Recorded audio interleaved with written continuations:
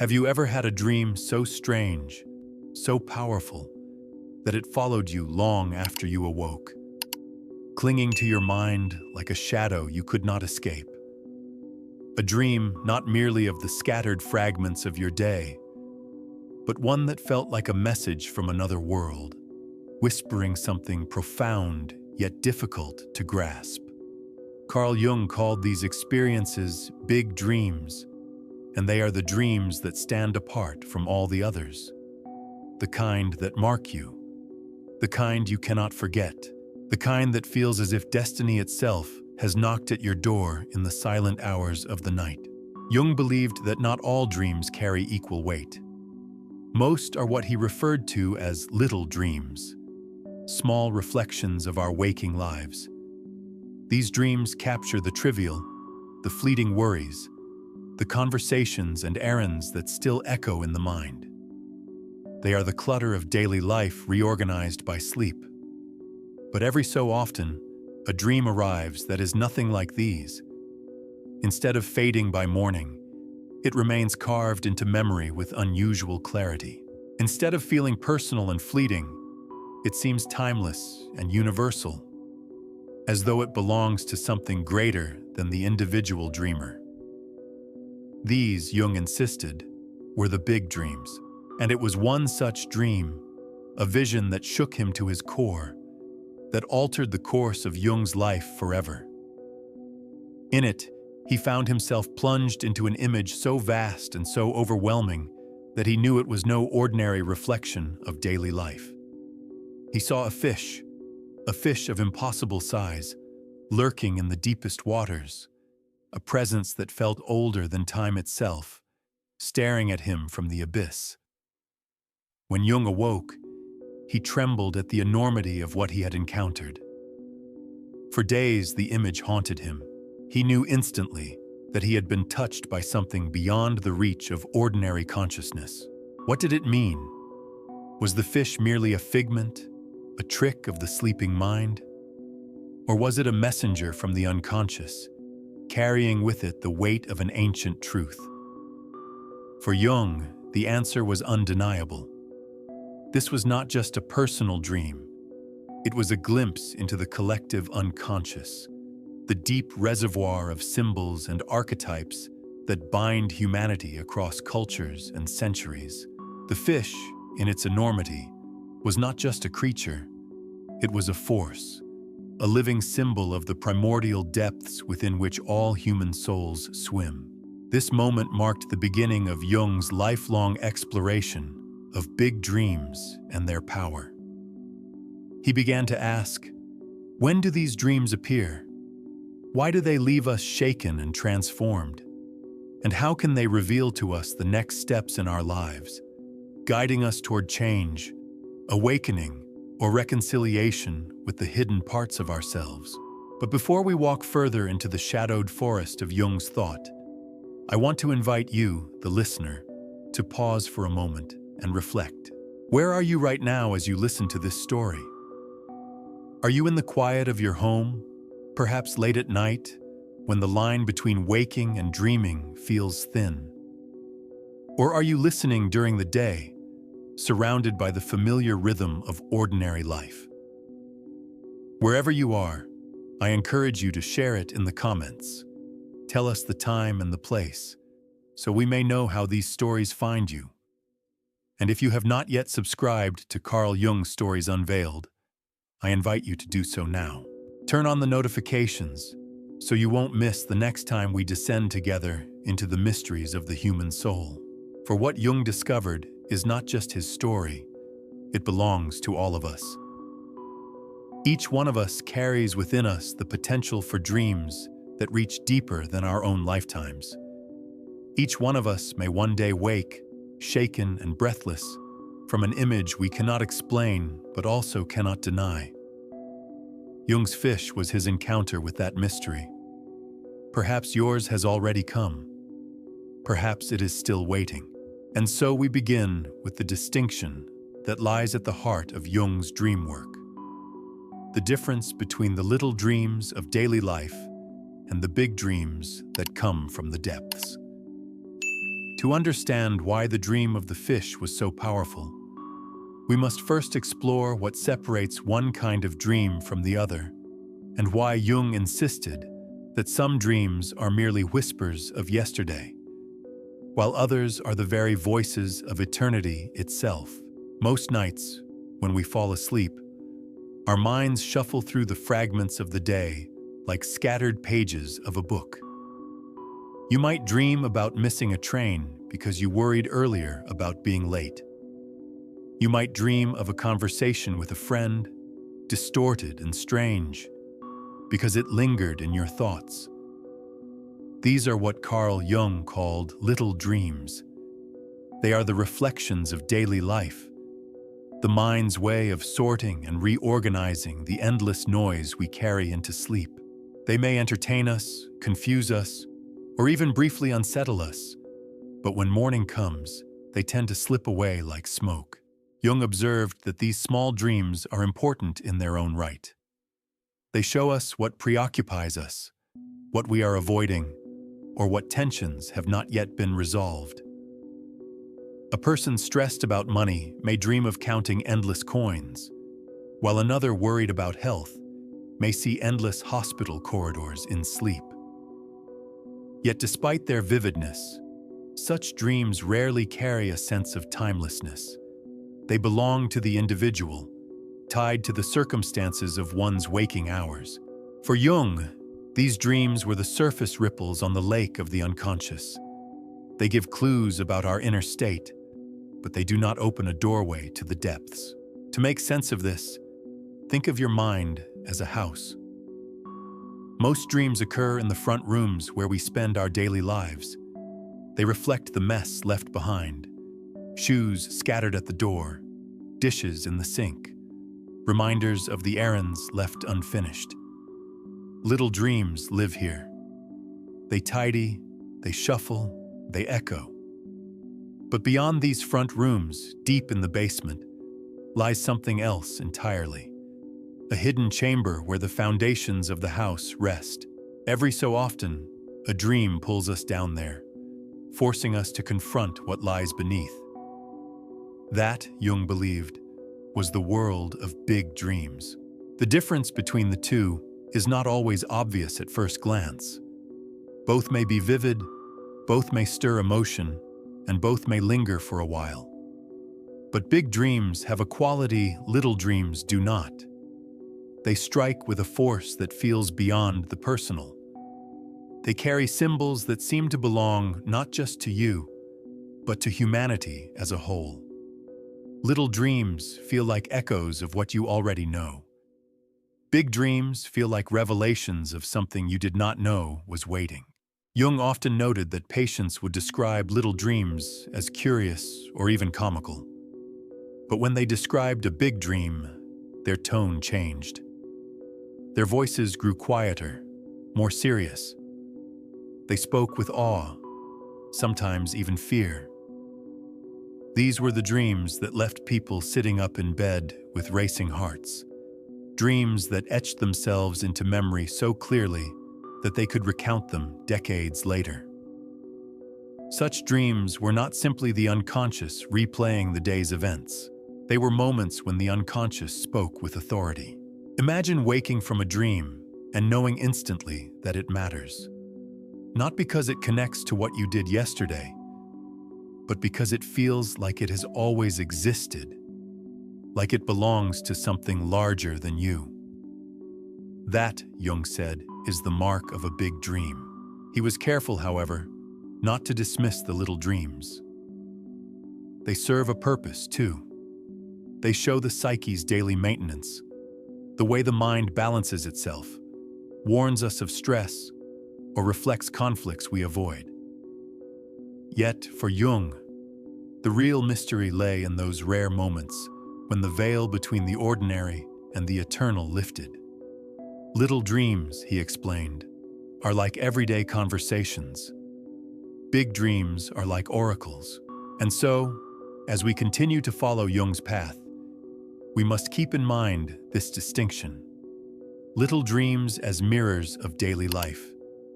Big dreams as gateways to the depths. Without this understanding, Jung's own vision of the great fish cannot be fully grasped. For when he awoke trembling from that image, he knew he had crossed from the shallow reflections of the ordinary into the unfathomable waters of the extraordinary. Now that we've seen what Jung meant by little dreams, we can step with him into the greater mystery. The question is, what happens when a dream no longer reflects the day, but reshapes the destiny of a lifetime? That is the nature of big dreams. And in the next part, we will dive into why Jung believed these dreams act as portals into the deepest regions of the psyche, where the archetypes dwell and timeless truths emerge. There are moments in sleep when the ordinary dissolves, when the mind no longer arranges yesterday's events into fleeting scenes, but instead opens a vast, mysterious stage. These are the moments Carl Jung called big dreams. Unlike little dreams, which are bound to the personal story of daily life, big dreams carry the weight of something timeless.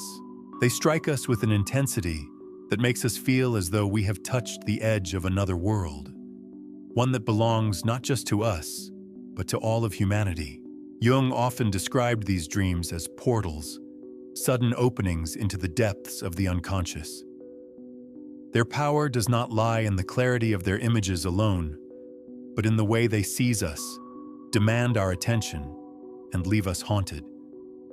They carry symbols that feel ancient, archetypes that have lived in myths, religions, and cultures across the globe. When a person wakes from such a dream, they do not ask, "Why did I dream this?" in the same casual tone used for small dreams. Instead, they ask, "What is this trying to tell me about who I am and where my life is heading?" Big dreams often feel larger than life because they speak in the language of archetypes. Archetypes, in Jung's understanding, are universal images or motifs that appear again and again across human experience. Symbols of the mother, the hero, the shadow, the wise old man, or the great fish dwelling in the depths. They are not inventions of the individual, but rather the shared inheritance of humanity, expressions of what Jung called the collective unconscious. To dream a big dream is to encounter one of these archetypal forms in a deeply personal yet universal way. What marks these dreams is their capacity to transform. People who experience them often say they awaken with a new sense of direction, a shift in values, or a haunting awareness that something in their life must change. Jung argued that such dreams often arise at pivotal moments, before a career change, during a spiritual crisis, after the death of a loved one, or in the quiet despair of a midlife reckoning. They appear not to entertain, but to guide, to warn, or to awaken. Consider how myths and sacred stories often begin with dreams. Prophets in ancient times received visions while asleep. Leaders and seekers alike have claimed to be directed by dreams that foretold great journeys or revealed hidden truths. Jung saw this not as coincidence, but as evidence that big dreams function like inner compasses, steering us when conscious reason alone cannot. They tell us not what we want to hear, but what we need to hear.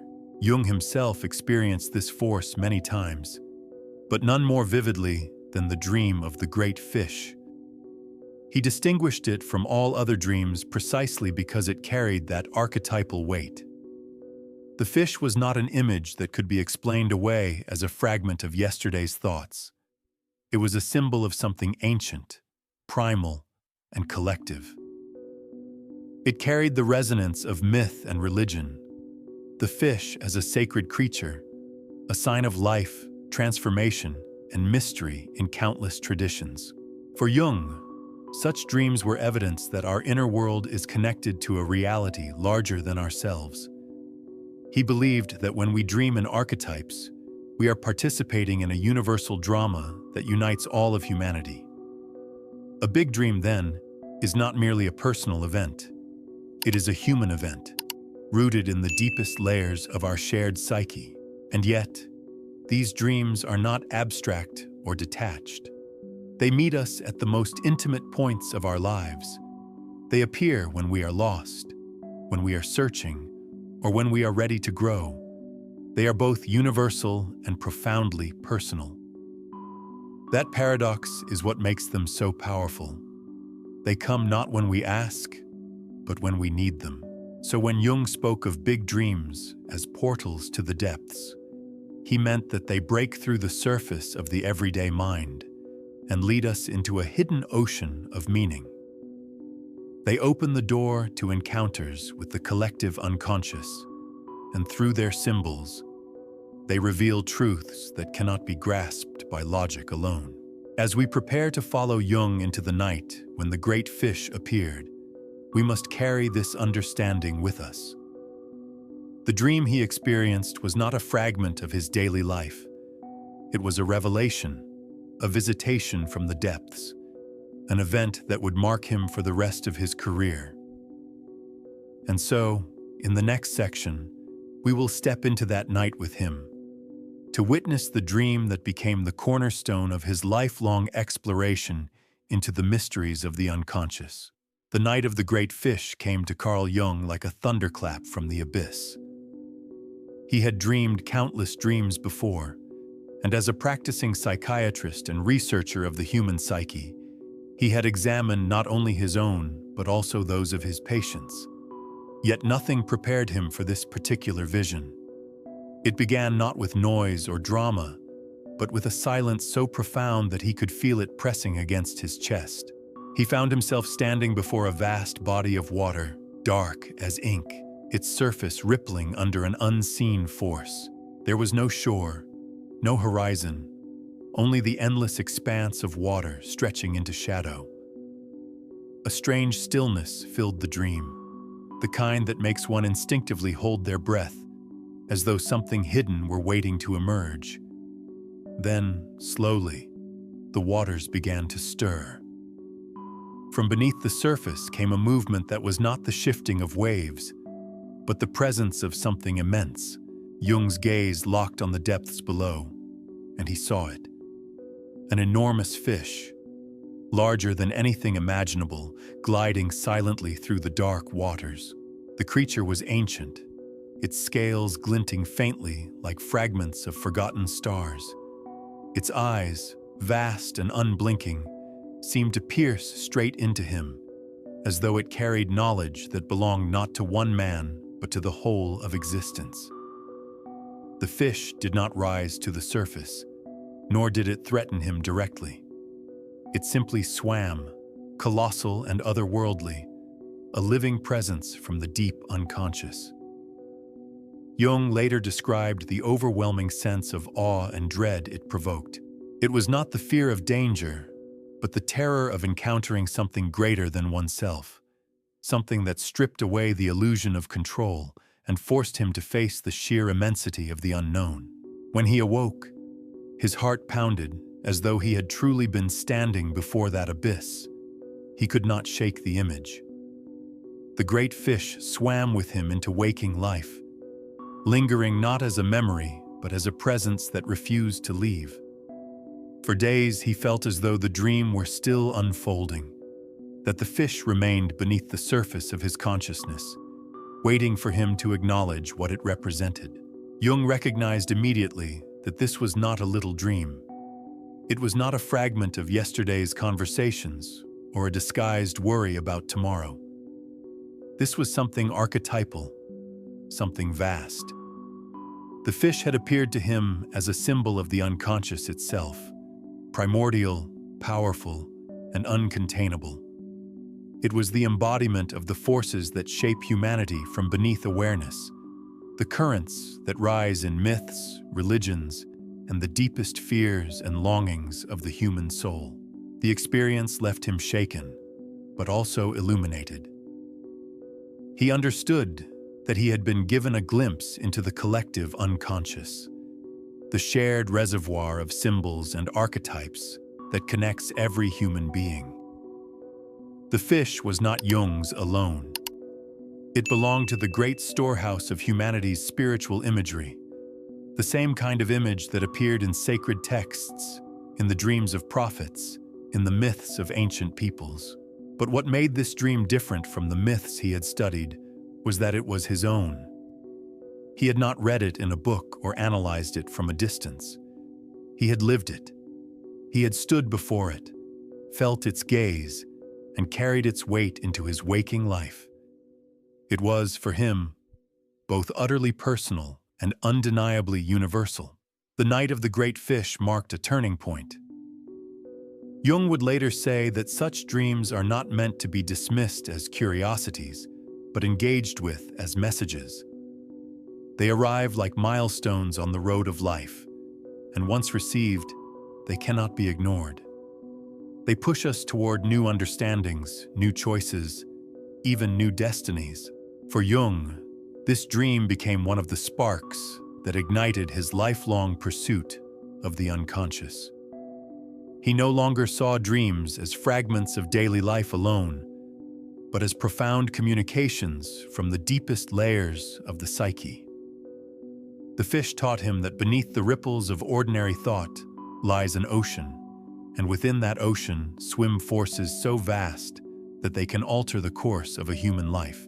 And so, as we linger on the image of the colossal fish swimming silently through the dark waters, we move with Jung from the experience of the dream itself to the work of interpretation. What did this fish mean, not only to Jung, but to the human story? What role does such a symbol play in the unfolding of the psyche? To answer these questions, we must step into the realm of archetypes, where symbols reveal the truths of the collective unconscious. That is where our journey will continue. Symbols, for Carl Jung, were not mere decorations of the mind. They were living vessels of meaning, images that emerged from the depths of the unconscious to carry truths too vast for plain language. When he dreamed of the great fish, Jung did not treat it as a strange curiosity. He approached it as a profound symbol, one of those rare messengers from the collective unconscious that call a person to transformation. The fish is one of the oldest and most persistent archetypes in human culture. Across religions and myths, it has carried meanings of life, mystery, transformation, and the presence of the divine. In Christianity, the fish became a symbol of Christ, a hidden mark of faith used by early believers. In Hinduism, Vishnu is said to have taken the form of a fish to save the world from a flood. In countless indigenous traditions, fish appear as sacred beings that sustain and guide humanity. It is no coincidence that water itself, the realm of the fish, is universally seen as the element of the unconscious, fluid, boundless, and full of hidden life. Jung understood that when such a symbol surfaced in his own dream, it was not simply a private image. It belonged to a pattern shared by all of humanity. He called this realm the collective unconscious, a vast reservoir beneath individual awareness where archetypes reside.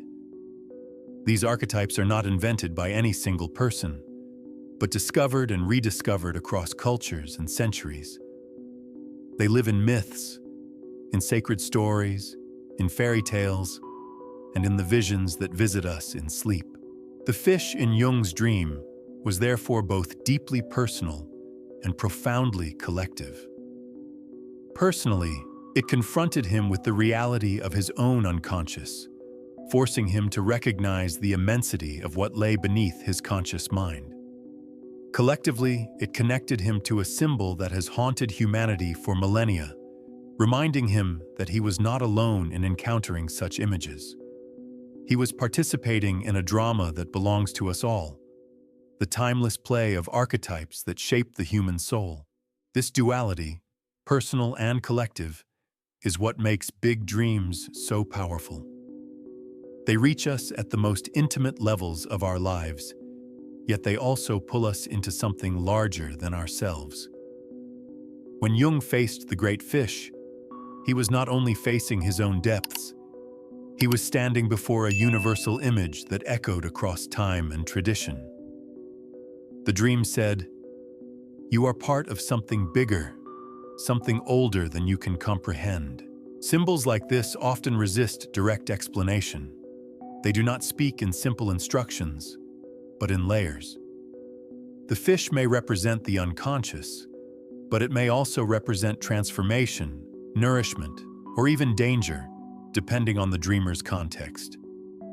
For Jung, the power of a symbol lay not in pinning it down to a single meaning, but in allowing it to work within the psyche, to unfold its significance over time. He often told his patients not to rush interpretation, but to sit with their dreams, to let the symbols reveal their truths gradually, like seeds growing in the dark soil. The great fish became, for Jung, a kind of compass. It pointed him deeper into the study of archetypes, into the realization that human beings are bound together not only by shared biology and history, but by shared symbols. Every culture has its myths of creatures from the deep, of beings that rise from the waters to challenge or to save.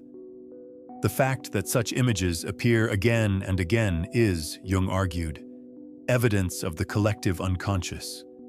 We dream them because they belong to us all. Think for a moment about your own dreams. Have you ever dreamed of water, oceans, lakes, rivers? Have you ever felt both fear and awe in those dreams, as if the water were alive with something unseen? If so, you too have touched the edge of this archetypal realm. Jung would say that your dream is not just yours, but part of a larger human story. The great fish reminded Jung that to dream is to participate in this story. To see an archetype is to glimpse the eternal patterns that guide human life, and to engage with these symbols is to begin a journey of transformation, one that can alter how you see yourself and your place in the world. As Jung reflected on his own vision, he came to realize that big dreams often arrive at moments of great significance. They do not come to entertain or distract. They come as signs, as guides, as invitations to take the next step in the unfolding of life. To understand the meaning of the fish, then, is also to ask, when do such dreams arrive, and why? What is it about these moments that calls the unconscious to speak with such force? In the next section, we will follow Jung's insight further, exploring the conditions under which big dreams appear and why they so often accompany times of crisis, awakening, and profound change. Big dreams, Jung observed, are not scattered randomly throughout life, like the fleeting little dreams we forget by breakfast. They arrive with timing that feels almost deliberate, as if the unconscious waits for a threshold moment before unveiling its most powerful images. Jung wrote that such dreams often appear when a person stands at a crossroads, during crises, transitions, or awakenings, when the ordinary tools of reason no longer suffice and something deeper is required to guide the way. Think of the stages of life when certainty crumbles. A young adult unsure of their path may dream of being lost in an endless forest, only to discover a luminous figure who points toward a hidden trail.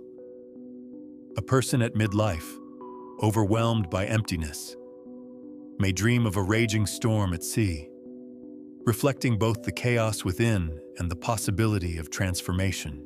Someone facing grief might dream of a departed loved one, not as a fleeting memory, but as a messenger who speaks words of comfort that feel eternal. These are not little dreams. They are big dreams, charged with archetypal meaning, arriving when the soul most needs them. Jung himself experienced this timing. The dream of the great fish came during a period when he was already wrestling with profound questions about the psyche. He had broken with Freud and was forging his own path, a lonely and uncertain journey. In that context, The fish did not merely appear as a strange creature. It appeared as a confirmation that the depths he sought were real, vast, and demanding. It was as though the unconscious itself had risen to say, "You are not inventing this. You are glimpsing what truly lies beneath." Why do big dreams arrive in such moments? Jung believed it is because the psyche seeks balance. When our conscious life reaches a breaking point, when old beliefs no longer work, when routines collapse, when crisis forces us into new territory, the unconscious answers.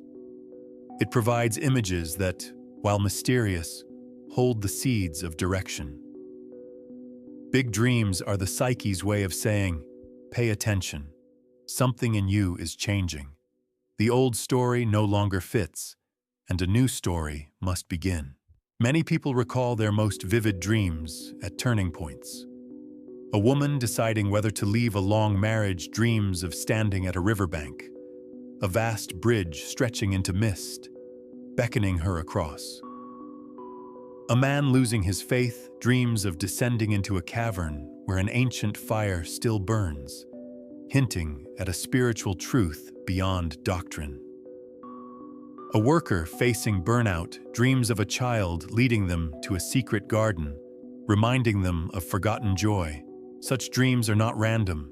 They arrive as summons, urging us to awaken to what has been hidden. Jung noted that these dreams are not always comforting. In fact, they often disturb us precisely because they ask for change. They may appear as dark, awe-filled encounters, like his own fish dream, which left him trembling. But even fear can be a teacher. The emotions that accompany big dreams, dread, awe, wonder, are signals of their importance. They are meant to be remembered, wrestled with, and honored. It is also significant that such dreams linger. While little dreams dissolve like mist, big dreams leave imprints that can last a lifetime. They return in memory at decisive moments, whispering guidance long after they were first dreamed. Jung described them as inner companions, images that continue to unfold their meaning over years, even decades. For the listener, this invites a reflection. Can you recall a dream that arrived at a turning point in your own life? Perhaps before a move, a relationship, a loss, or a discovery. Did the dream unsettle you, or perhaps reassure you in a way words could not? If so, you have tasted what Jung meant by big dreams. They are less like nightly entertainment and more like sacred texts written on the canvas of sleep. The dream of the great fish was such a text for Jung. It was not a passing vision. It was a command to continue his exploration of the unconscious, no matter how vast or terrifying. And in following its guidance, Jung deepened his understanding of archetypes and the collective unconscious.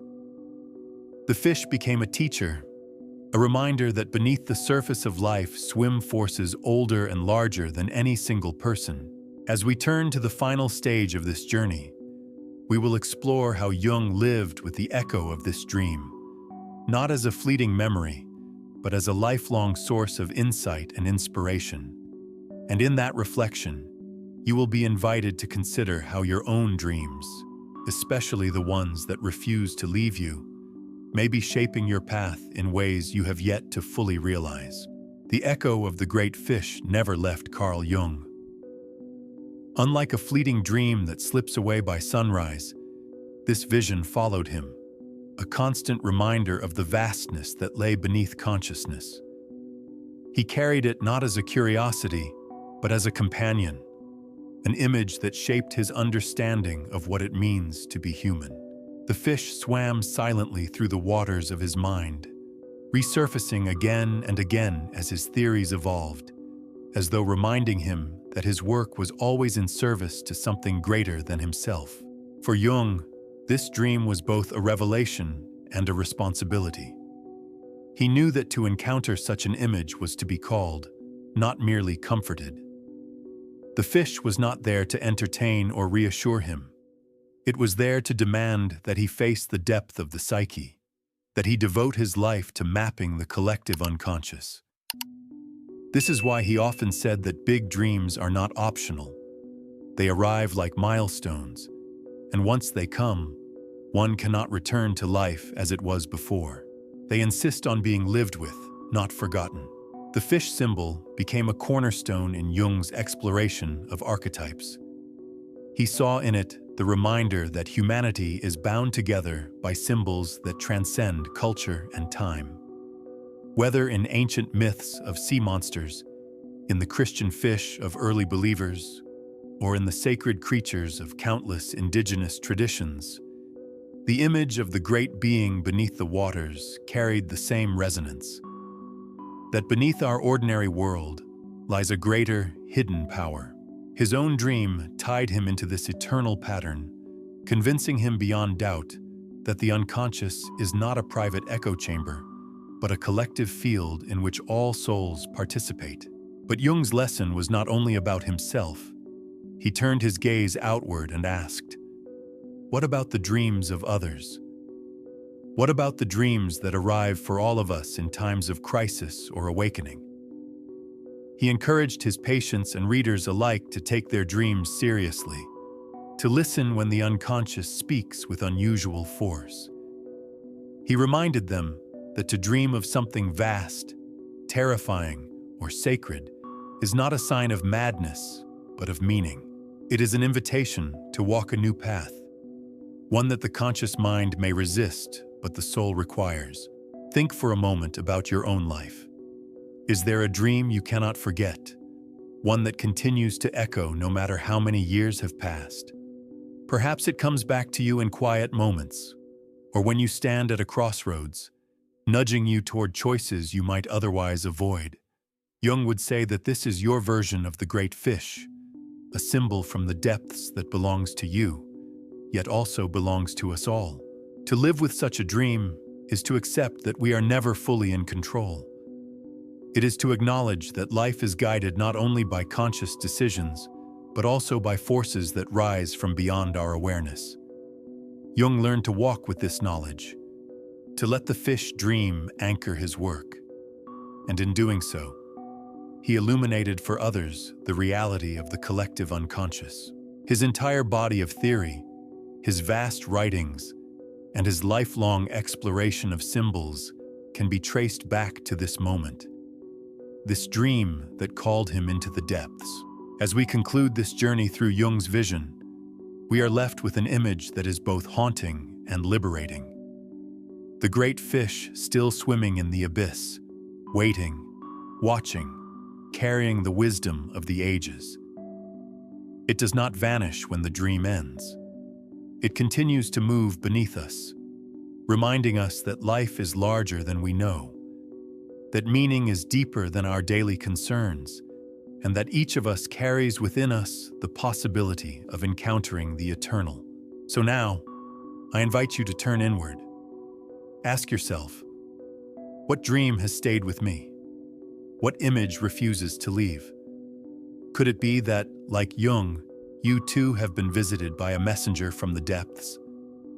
Share that dream, if you feel called, in the comments below. By doing so, you honor the truth that Jung revealed, that big dreams are not private possessions, but threads in the tapestry of humanity. And as you reflect, remember Jung's own conviction, that big dreams are not accidents. They are whispers from the collective unconscious, guiding us toward transformation. They arrive when we most need them, carrying the power to change the way we see our lives forever. The great fish swims on, in Jung's memory, in our shared imagination, and perhaps, one night, in your own dream. Carl Jung often reminded us that life is not only what we see in daylight. Beneath the surface, beyond the grasp of our conscious will, something larger is always moving. The dream of the great fish was his unforgettable encounter with that truth. It was not a fragment of daily life, nor a fleeting vision to be dismissed. It was a summons, a reminder that the unconscious is vast, archetypal, and alive. He believed that big dreams are the voice of the collective unconscious, whispering or sometimes shouting into our individual lives. They come not to confuse, but to direct, to call us toward transformation. And though Jung's dream was uniquely his own, its meaning belongs to all of us. For the fish is an image that humanity has known across time. It appears in myths, in scriptures, in the stories of cultures separated by oceans and centuries. To dream of the fish is to touch the same mystery that countless others have touched, a mystery that unites us in our shared humanity. But perhaps the most powerful lesson Jung left us is that big dreams are not reserved for great thinkers or mystics. They come to ordinary people in ordinary lives, often when least expected.